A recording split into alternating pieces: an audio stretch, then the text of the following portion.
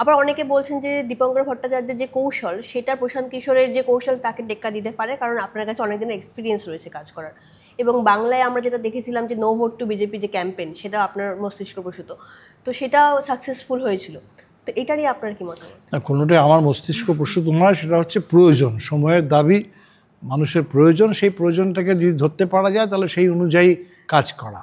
প্রথম কথা হচ্ছে না, আমি বলছি প্রথম কথা হচ্ছে প্রশান্ত কিশোর যেটা শুরুর দিকে একটা নতুন পার্টি, লোকেরও ভালো লেগেছে, নতুন পার্টি হোক, তাতে ক্ষতি কী? নতুন পার্টি এসে যদি কিছু নতুন কথা হয়, নতুন কিছু এজেন্ডা বিহারের সামনে আসে, তো একদিক থেকে আমি মনে করি যে এবারে যে নির্বাচনে বিজেপি সাধারণভাবে নির্বাচনে যে এজেন্ডা আনতে চায়, হিন্দু মুসলিম মন্দির মসজিদ, আজকাল যেটা হয়েছে যে বাংলাদেশি, এই যে বিজেপির একটা মানে ঘৃণা, একটা পুরো রাজ্য জুড়ে একটা হিংসা, একটা বিভাজন সৃষ্টি করার যে এজেন্ডা, সেই এজেন্ডাটা কিন্তু খুব বেশি ফলপ্রসূ হতে পারছে না।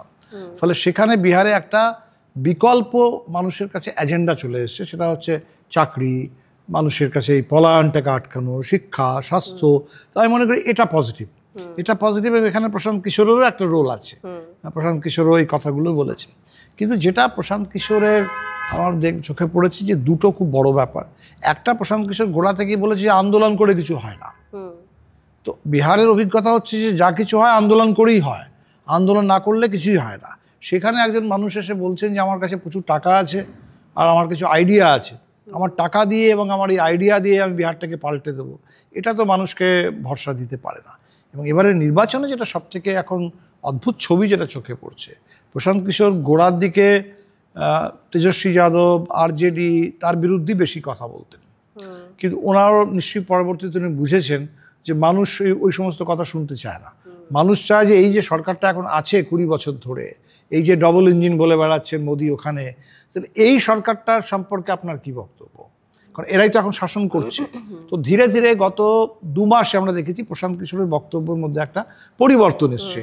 তিনি সম্রাট চৌধুরীকে নিয়ে বলছেন, অশোক চৌধুরীকে নিয়ে বলছেন, বিজেপির বিভিন্ন মন্ত্রীদের নিয়ে বলছেন, এবং বলতে বলতে তিনি বললেন যে লড়াইটা নাকি এনডিএ বনাম প্রশান্ত কিশোর, সেখানে ইন্ডিয়া কোনো ফ্যাক্টর নয়। ভালো কথা কেউ বলতেই পারেন, কিন্তু লড়াইটা যদি এনডিএ বনাম প্রশান্ত কিশোর হয়, এইবার উনি গত 7 দিন ধরে বলছেন যে বিজেপি আমার প্রার্থীদেরকে ভয় দেখাচ্ছে, হাইজ্যাক করে দিচ্ছে, নির্বাচনে লড়তে দিচ্ছে না, তাদেরকে বসিয়ে দিচ্ছে। এবং এই যে তার বসে যাওয়া প্রার্থীরা, তারা সবাই এক এক করে দেখছি বিজেপির সমর্থনে চলে যাচ্ছে। তাহলে লড়াইটা যদি আপনার এনডিএর সাথে থাকে, তাহলে আপনার প্রার্থী যদি ভয়ে বসেও যায় বা বিজেপির চাপে, তারা বিজেপির সমর্থনে কেন চলে যাচ্ছে? ফলে প্রশান্ত কিশোর সম্পর্কে এই মুহূর্তে বিহারে যথেষ্ট মানুষের মধ্যে একটা ধোঁয়াশা আছে। সেই যে উৎসাহ বা একটা মানে ওনাকে ঘিরে একটা যে আকর্ষণ তৈরি হয়েছিল, সেই আকর্ষণটা এখন নেই, সেই আকর্ষণটা এখন নেই। এবার যেটা আছে সেটা হচ্ছে ওনার কাছে প্রচুর পয়সা আছে, ফলে উনি 243টা আসনেই বলছেন প্রার্থী দেব।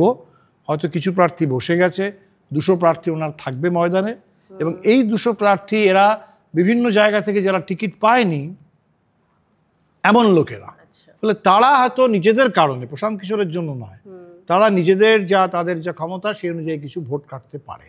সেটা কার ভোট হবে, কত ভোট হবে, সেটা তো ইলেকশন রেজাল্ট দেখে বলতে হবে। প্রশান্ত কিশোর তার একটা সাক্ষাৎকারে তিনি বলছেন যদি জনস্বরাজ সরকার নাও গঠন করে, তবুও যেই জিতবে না কেন তাকে তাদের যে নীতি, প্রশান্ত কিশোরের যে নীতি ব্যাক টু বিহার, এই নীতিতেই ফিরে আসতে হবে এবং সেটা নিয়েই কাজ করতে হবে। আপনাদের কি মতামত এটা নিয়ে? মানে ব্যাক টু বিহার ডেফিনেটলি একটা ভালো ক্যাম্পেইন, যে মানে আপনার মতামত আমি জিজ্ঞেস করছি সেটা নিয়ে, মানে আমার মতামতটা বললাম। এবং ভারতবর্ষের চারিদিকে বিহারের প্রচুর মানুষ ছড়িয়ে ছিটিয়ে রয়েছেন, যারা বিভিন্ন জায়গায় তারা লেবারের কাজ করছেন, মূলত ওয়ার্কিং ক্লাস পিপল, যারা বাইরের ভারতবর্ষের বিভিন্ন এলাকায় তারা কাজ করছেন, কারণ বিহারে কাজ নেই, মানে এটা তো একটা ফ্যাক্ট। তো এই যে এই মানুষগুলোকে বিহারে আবার ফিরিয়ে আনা, এটা নিয়ে না, আমি সেটাই বলছি, সেটা ফিরে আসবে কি করে? কারণ বাইরে তারা যাচ্ছে কেন? বাইরে যাচ্ছে একটা হচ্ছে কাজের সন্ধানে, শুধুমাত্র কাজের সন্ধানে নয়, বিহারে যে মানুষের যে মজুরিটা সেটা খুব কম। ফলে তারা যেটা মনে করে যে অনেক ঝুঁকি নিয়ে, অনেক অপমান সহ্য করে কোনো রকমে যদি একটা বাইরে গিয়ে কাজ করতে পারি, পাঞ্জাবে, মহারাষ্ট্রে, গুজরাটে, বা এমনকি আজকাল দক্ষিণেও লোকে যাচ্ছে, ব্যাঙ্গালোরে, কেরালাতে, তামিলনাড়ুতে। হ্যাঁ, না, কলকাতাটা পুরনো ছিল, কলকাতা দীর্ঘদিন ধরে সেই আমল থেকে মানুষ যেত। তো তাদের ধারণা যে তাহলে আমি অন্তত বিহারে বসে যে এটা টাকা পাবো তার থেকে অন্তত 10,000 টাকা 20,000 টাকা বেশি পাবো। তাহলে মাস শেষে এই যে টাকাটা আসবে, যেটাকে আমরা এককালে মানি অর্ডার ইকোনমি বলতাম, ওই টাকাতেই কিন্তু গ্রামে যেটুকু যা দেখা যায় যে কোথাও একটা বাড়ি তৈরি হচ্ছে, অবশ্যই কোনো বাড়ি যদি কারো কোথাও তৈরি হচ্ছে সেই টাকাটা কিন্তু কোনো একটা প্রবাসী পরিযায়ী শ্রমিকের টাকা। ফলে সেই মানুষ তখনই ফিরবে যখন সে বিহারে তার কাছে একটা বিকল্প তৈরি হবে। তো এটা এভাবে প্রশান্ত কিশোর কিছুই বলছেন না। এই মানুষগুলো যারা বাইরে যাচ্ছে এত ঝুঁকি নিয়ে, এত নিরাপত্তাহীন অবস্থায়, এত অপমান সহ্য করে, তাকে তার বিহারের ভেতরে সিকিওর জব এবং সিকিওর ইনকাম সেটার কি পরিকল্পনা, এই ব্যাপারটা শুধুমাত্র, ফলে এটা কোনো একটা মরাল ক্রাইসিস নয় যে ঘর বাড়ি ছেড়ে কেন বাইরে যাচ্ছ। তো এটা দেখা যাচ্ছে যে বিহারকে তো দীর্ঘদিন ধরে একটা লেবার এক্সপোর্ট জোন করে রাখা হয়েছে। বিহার থেকে সস্তা লেবার বাইরে যাবে এবং বিহারের এই সস্তা লেবার বাইরে গিয়ে ওই আদানির ফ্যাক্টরিতেই কাজ করবে, গুজরাতেই কাজ করবে। এটাতে কিন্তু একটা আনরিটেন কনসেনসাস আছে এবং যার ফলে গোটা ভারতবর্ষ জুড়ে শ্রমিকের যে বেতনের যে স্তরটা, মজুরি স্তরটা নিচে, ফলে বিহারের লো ওয়েজটা গোটা দেশ জুড়ে শ্রমিকের যে আয় শক্তি বা আয় সেটাকে কমিয়ে রেখেছে।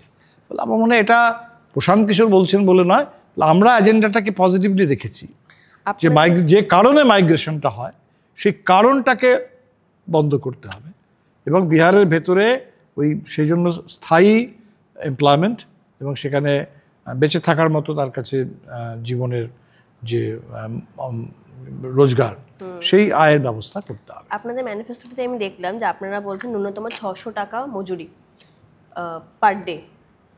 সেটা বিভিন্ন সেক্টরের জন্য আছে, যে মিনিমাম ওয়েজের ডিমান্ডটা আছে 600 টাকা। এটা কি কেরালা সরকার থেকে কোনোভাবে অনুপ্রাণিত? না, এটা তো এগুলো খুব কমন, এখন গোটা দেশ জুড়ে ট্রেড ইউনিয়ন আন্দোলন এটা দাবি। ইনফ্যাক্ট 600 টাকার থেকে বেশি এখনকার যদি দেখা যায়, মানে প্রাইস দেখা যায়, তাহলে আরও বেশি হওয়া উচিত, সম্ভবত 21,000 টাকা most probably minimum wedge monthly হওয়া উচিত। তো 600 টাকাটা তো তার থেকে একটু কম। এটা কোনো অনুপ্রাণিত নয়, এটা হচ্ছে আমি যেটা বললাম যে মানুষের বেঁচে থাকার তাগিদ, বেঁচে থাকার জন্য যে মিনিমাম ডিমান্ডটা করতে হয় সেই ডিমান্ডটা মানুষ করছে। ফলে এগুলো দীর্ঘদিন ধরে বিহারের মানুষ এগুলো নিয়ে লড়ে যাচ্ছে। ধরুন মিড ডে মিলে তারা 1,600 টাকা পেত, 1,650 টাকা, মানে মাসে প্র্যাকটিক্যালি প্রতিদিন 50 টাকা করে একজন মিড ডে মিল কর্মী পান, যেটা ভারতবর্ষে কেরালায় 12,000 পায়, তামিলনাড়ুতে 10,000 পায়, আর সেখানে বিহারে তারা পান 1,650। এবারে নীতিশ কুমার বলেছেন ওটা আমি ডবল করব। এটার জন্য দীর্ঘদিন ধরে মানুষ লড়ছে। ফলে এই দাবিগুলো আমার মনে হয় এটা কোনো ওখানকার কোনো অনুপ্রেরণা নয়, এটা খুব কমন দাবি, গোটা দেশ জুড়ে বিভিন্ন শ্রমিক আন্দোলন এটা দাবিটা তুলছে, বিহারও এই দাবিতে মানুষ লড়ছে। আচ্ছা, লালু প্রসাদ যাদবের যে 15 বছরের যে রাজত্ব, সেটাকে অনেকেই জঙ্গলরাজ বলেন এবং লালু প্রসাদ যাদবের বিভিন্ন দুর্নীতির কারণে তার জেল যাত্রার কথাও আমরা জানি, পুরোটাই মানুষের জানা। এবার সিপিআইএমএল-এর মতো একটি বামপন্থী দল, তারা ভোটে লড়ার জন্য এরকম একটা দুর্নীতিগ্রস্ত একটা দলের সাথে জোটে রয়েছে। এটাকে আপনারা কিভাবে দেখছেন বা কিভাবে এটার সামনে আনছেন মানুষের, যেখানে বামপন্থী লিগাসি ইলা মিত্র, চারু মজুমদার, জ্যোতি বসুর কথা বলে, সেইখান থেকে এটা অনেকটা ডিফারেন্ট, আলাদা? এটা ডিফারেন্ট নয়। প্রথম কথা হচ্ছে যে দুর্নীতির কথা মানুষ দেখেছে, ধরুন লালু প্রসাদ যাদবের সময়ে, ঠিক আছে, সেখানে ওই ফডার স্ক্যাম বা এখনও যেটা নিয়ে উঠেছে যে টেন্ডার, আইআরসিটিসি টেন্ডার, তো আজকে দুর্নীতিটা তো তার থেকে অনেক বড় আকারে পাহাড় প্রমাণ জায়গায় চলে গেছে। এই যে নির্বাচনের মধ্যে আদানিকে 150 একর জমি দেওয়া হচ্ছে 1 টাকা মাত্র লিজে, আজকে এই প্রশ্নটাও কেউ তুলছে না যে আদানিকে এই যে 150 একর জমি 1 টাকার লিজে দেওয়া হচ্ছে, এর পেছনে কি হয়েছে, কেন দেওয়া হচ্ছে এটা। তো এই দুর্নীতিগুলোর প্রশ্নই আজকে উঠছে না। আগে তো দুর্নীতি নিয়ে প্রশ্ন উঠতো, হয়তো কিছু ইনভেস্টিগেশন হতো, হয়তো কেউ শাস্তি পেত। এখন তো সব কিছু এমন করে দেওয়া হচ্ছে, দুর্নীতিটাই হচ্ছে নীতি, দুর্নীতিকে নীতি বানানো হয়েছে।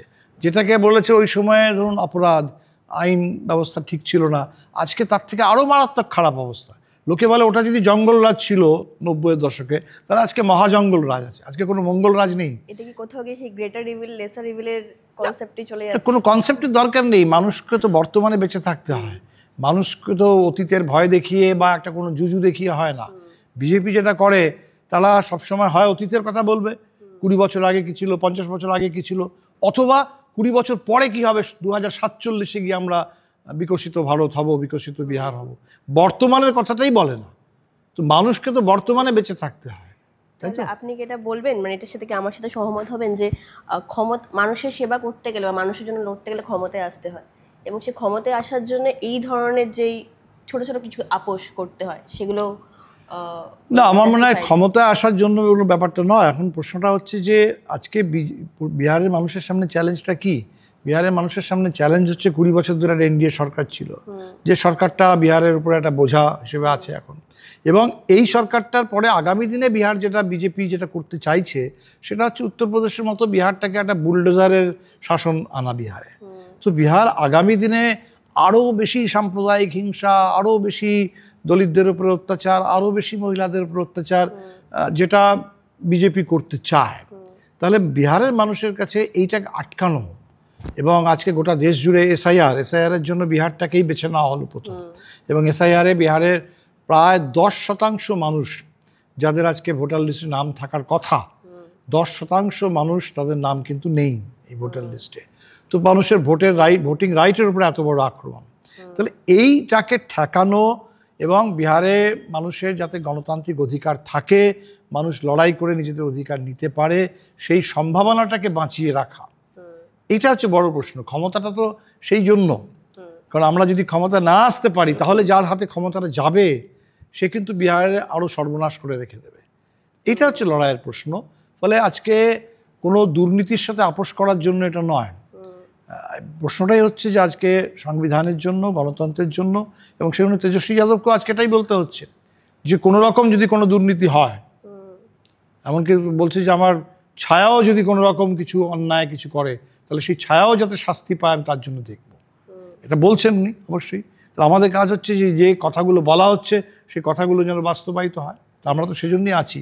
আমরা দুর্নীতির সঙ্গে আপোষ করার জন্য নেই, দুর্নীতির বিরুদ্ধে যাতে মানুষ লড়তে পারে, মানুষের সেই লড়াইয়ের অধিকারটাকে শক্তিশালী করার জন্য আমরা আছি। আচ্ছা, আমার শেষ প্রশ্ন, আপনাদের ম্যানিফেস্টো পড়ে দেখে আমার যেটা মনে হলো যে অনেকগুলো কাজ আপনারা বলছেন যেগুলো করবেন, যেটা মূলত গরিব দলিত সমাজ যেটা বিহারে রয়েছে তাদের জন্যে, এবং মহিলাদের জন্যে, এবং মূলত গরিব মানুষের জন্য। কোথাও গিয়ে এই বিহারে যে 20% দলিত ভোটার, সেটা কি আপনাদের টার্গেট? তার সাথে মহিলা ভোটারটাও কি টার্গেট? এবং আপনারা যেই মহাজোটে রয়েছেন, গঠবন্ধনে রয়েছেন, সেখানে থেকে আপনাদের ম্যানিফেস্টোতে আপনারা যা যা প্রমিস করেছেন সেগুলো সবকটা আপনারা পালন করতে পারবেন, এটা নিয়ে আপনারা কতটা কনফিডেন্ট? না, প্রথম কথা ভোটের টার্গেট থেকে ম্যানিফেস্টো নয়। আমাদের কথা হচ্ছে যে মানুষ যত বঞ্চিত, যার উপরে যত বেশি উৎপীড়ন নিপীড়ন, আমরা নিপীড়িত মানুষের পাশে, বঞ্চিত মানুষের পাশে। তো এই মুহূর্তে বিহারেও দলিত সব থেকে বেশি উৎপীড়িত। বিহারে মহিলারা, তাদের উপরে বিরাট মাত্রায়, মানে আগে যেটা ছিল সামন্তী অত্যাচার সেটা তো আছেই, এবং এখন সমস্ত এই যে একদিকে বলা হচ্ছে বেটি বাঁচাও বেটি পড়াও, কিন্তু বিহারে প্রতিদিন প্রত্যেকটা জেলা থেকে ধর্ষণের খবর আসছে ছাত্রীদের উপরে। যেটা কলকাতায় আমরা আরজি করের ঘটনা নিয়ে কলকাতা উত্তাল হয়েছে, বিহারে এরকম ঘটনা রোজ ঘটছে, বিহারও এই আন্দোলনগুলো আছে। ফলে আমাদের ম্যানিফেস্টোতে যে কথাগুলো আছে সেটা হচ্ছে আমাদের এই পলিসি থেকে যে বঞ্চিত, যে অত্যাচারিত, সেই বঞ্চিত অত্যাচারিত মানুষের পাশে থাকতে হবে। এবং আমার মনে হয় এটা অবশ্যই ইমপ্লিমেন্ট করা যাবে, মানুষ এটাই ভরসা করে। আমরা এটাই বলেছি যে আমরা একটা আলাদা করে আমাদের ম্যানিফেস্টো বের করেছি, আজকে জয়েন্ট ম্যানিফেস্টো বেরিয়েছে। আমাদের আলাদা ম্যানিফেস্টোতে আমরা 2-3টে কথা বলেছি যে আমাদের কিছু আলাদা দাবি আছে, যে দাবিটা হয়তো আমাদের এই কমন ম্যানিফেস্টোতে এখন নেই। আমাদের দাবিতে আমাদের আন্দোলন চলবে, আমরা লড়বো। কিন্তু সবথেকে বড় কথা হচ্ছে কমন ম্যানিফেস্টোতে যে কথাগুলো এলো, সেই কথাগুলো যাতে কথার কথা হয়ে না থাকে, সেই কথাগুলো যাতে বাস্তবায়িত হতে পারে। এবং বাস্তবায়িত হওয়ার জন্য মানুষের অভিজ্ঞতা, আন্দোলন ছাড়া কিচ্ছু বাস্তবায়িত হয় না। মানুষ যদি সংগঠিত থাকে, মানুষের শক্তি, মানুষের আন্দোলন, সেটাই কিন্তু বাস্তবায়িত করার চাবিকাঠি। তাহলে এই চাবিকাঠিটা আমাদের হাতে, আমরা মানুষের আন্দোলনের মধ্য দিয়ে এটাকে বাস্তবায়িত করব, সেই বিশ্বাসটা মানুষের আছে। এবং আমরা মনে করি যে আজকে এটাই পরিবর্তন। আজকে পরিবর্তন এটাই যে কংগ্রেসের মতো একটা পার্টি যে কোনোদিন সামাজিক ন্যায়, সামাজিক সমতা এই কথাগুলো বলতো না, সংবিধানের কথা বলতো না, আজকে মানুষকে বলতে হচ্ছে। আজকে সমস্ত পার্টিকে, যারা হয়তো রাস্তার আন্দোলনে থাকতো না, সবাইকে রাস্তার আন্দোলনে নামতে হচ্ছে। এটাই তো আজকে ভারতবর্ষের রাজনৈতিক পরিস্থিতি সবাইকে বাধ্য করেছে। ফলে আন্দোলনে আমরা সবার সাথে আছি, এবং এই যে কমিটমেন্টগুলো হয়েছে সকলের জন্য, সেই কমিটমেন্টটা যাতে বাস্তবায়িত হয় সেটার জন্য আমরা অবশ্যই থাকবো।